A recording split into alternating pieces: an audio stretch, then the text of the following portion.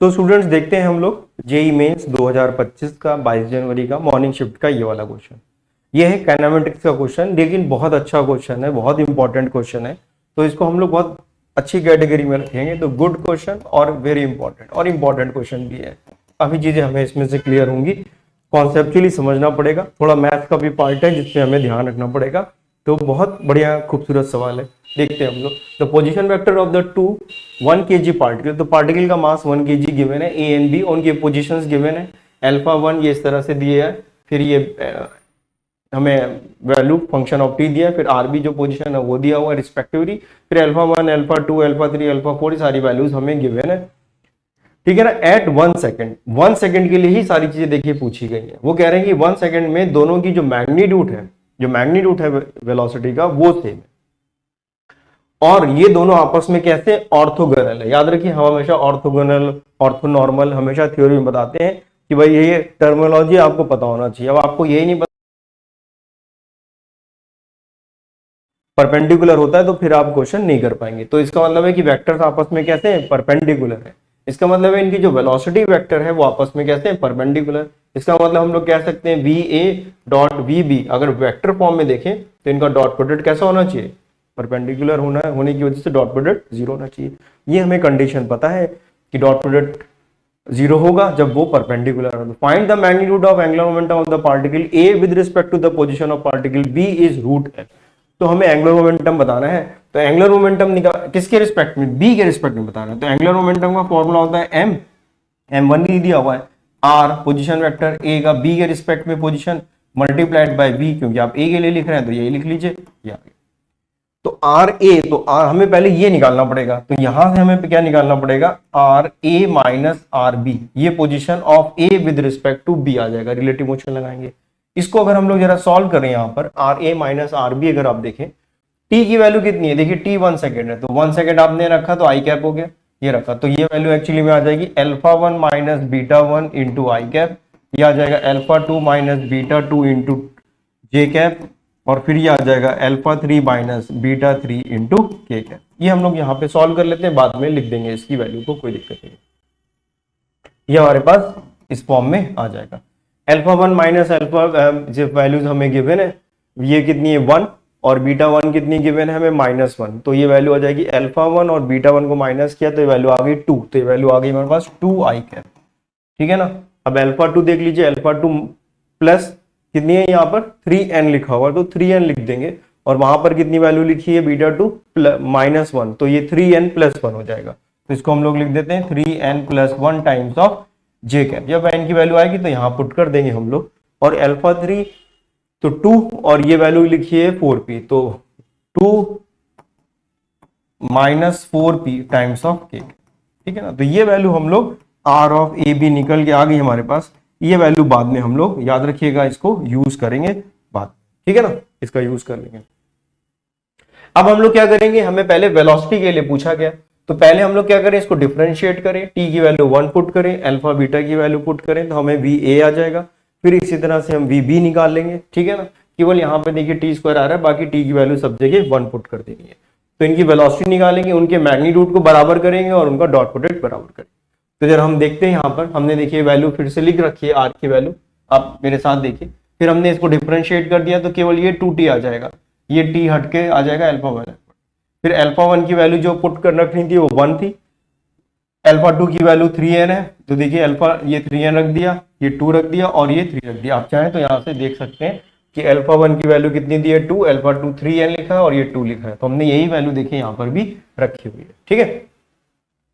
Similarly हमने B के लिए भी करा, बी के लिए इसको डिफरेंशिएट कर दिया आपने, फिर इसमें भी बीटा 1 बीटा 2 बीटा 3 की वैल्यू पुट कर दी, तो ये हमारे पास वैल्यू आ गई कितनी 2 आई कैप माइनस 2 जे कैप प्लस 4p के कैप, और यहाँ पर वैल्यू आ गई 2 आई कैप प्लस 3n जे कैप प्लस 2 के कैप।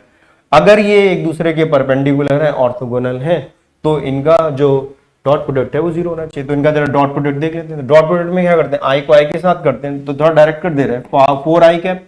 ठीक है। इसको सॉल्व करेंगे तो 3n और ये -2j, तो माइनस डॉट प्रोडक्ट है ना, तो डॉट प्रोडक्ट में हम लोग क्या करें, केवल आई को आई के साथ, जे को जे के साथ और के को के के साथ करते हैं। तो ये वैल्यू आ गई 4, ये वैल्यू कितनी आ गई -6n आ गई, और ये वैल्यू कितनी आ गई हमारे पास 8 p आ गया 8p, और ये किसके बराबर हो गया, 0 के बराबर। इसको अगर हम और थोड़ा सॉल्व करें तो 2 से डिवाइड कर दीजिए, तो ये 2 माइनस 3n प्लस 4p आ गई। ये इक्वेशन नंबर 1 आ गई। इसको अभी हम लोग ध्यान रखते हैं और फिर इसको सॉल्व करेंगे। दूसरा हमारे पास कहां से आएगा, दूसरा आएगा इनके मैग्नीट्यूड बराबर है। देखिए क्या लिखा हुआ था, इनके मैग्नीट्यूड्स बराबर है, ये मैग्नीट्यूड बराबर है। तो मैग्नीट्यूड हमें पता है कि वेक्टर कैसे निकालते हैं, इसका मॉड और इसका मॉड कर देंगे। तो ये कितना आएगा, देखिए 2 square plus 2 square plus this one, तो ये वैल्यू आ जाएगी। यहां पर हम लोग इसको फिलहाल सॉल्व करते हैं। यहां पर देखिए इसको सॉल्व करेंगे तो 2 स्क्वायर प्लस 2 स्क्वायर, तो ये वैल्यू आ जाएगी हमारे पास, देखिए 2 square plus 2 square plus 3n, तो ये 9n स्क्वायर हो गया, इक्वल टू ये कितना आ गया हमारे पास, 2 square plus 2 square plus 16p square आ गया। तो ये तो कैंसिल हो गया, तो 9n स्क्वायर की वैल्यू जो है वो 16p स्क्वायर के बराबर। तो इसका मतलब है कि हम लोग यहाँ पर 3n की value equal two plus minus 4p लिख सकते हैं। देखिए ये बहुत इंपॉर्टेंट पार्ट है, इसी में सबसे ज्यादा गड़बड़ हो सकती है बच्चों को कंफ्यूजन। 3n की वैल्यू 4p एग्जैक्टली होगी ऐसा जरूरी नहीं, जब हम इसको रूट कर रहे हैं तो प्लस माइनस साइन के साथ भी लिखना पड़ेगा। तो 3n की वैल्यू कितनी हो गई, प्लस माइनस 4p। अब आप देखिए अगर हम इसको 4 लिखते हैं, मान लीजिए 3n की जगह आपने 4p लिख दिया, अगर 3n की जगह 4p रख दिया तो ये तो कैंसिल हो जाएगा, 2 की वैल्यू 0 हो जाएगी, 2 की वैल्यू 0 हो जाएगी, ये 0 लिखा है तो 2 की वैल्यू 2 तो 0 नहीं हो सकता। इसका मतलब है कि 3n की वैल्यू 4p के बराबर तो नहीं हो सकती। तो 3n की वैल्यू किसके बराबर है, माइनस 4p के बराबर है। तो जब ये माइनस 4p रखेंगे तो ये 8p हो जाएगा। तो 2 इज इक्वल टू कितना हो गया, माइनस 8p आ गया। तो p की वैल्यू कितनी आ गई, माइनस 1/4। p की वैल्यू माइनस 1/4 आ गई, तो n की वैल्यू यहां से आ जाएगी हमारे पास 1/3। ठीक है, 1/4 रखेंगे तो n की वैल्यू कितनी आ जाएगी, माइनस 1/3।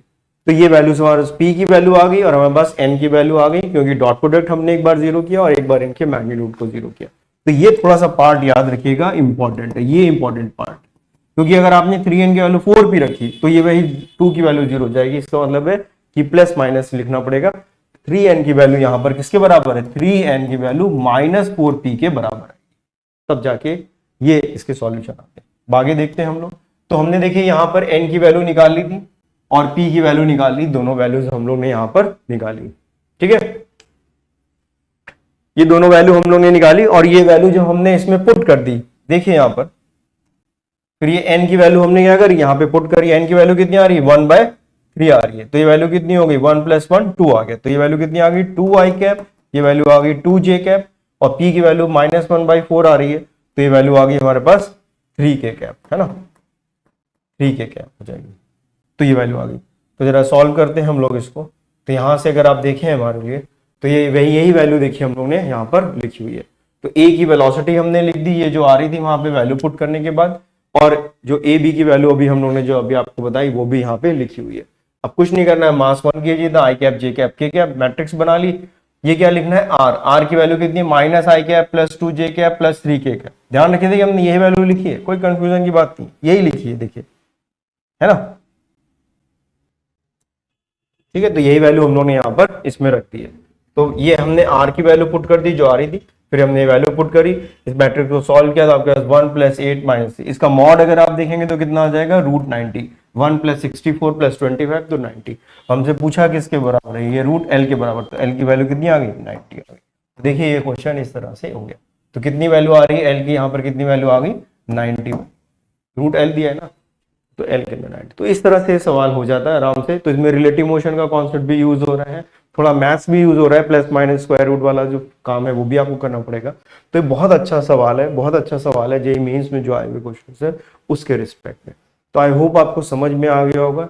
इस तरह के क्वेश्चन की हमें प्रैक्टिस की जरूरत है, ताकि पेपर में हमारा पेन बिल्कुल भी ना लड़खड़ाए और हम आराम से सवालों को कर सकें।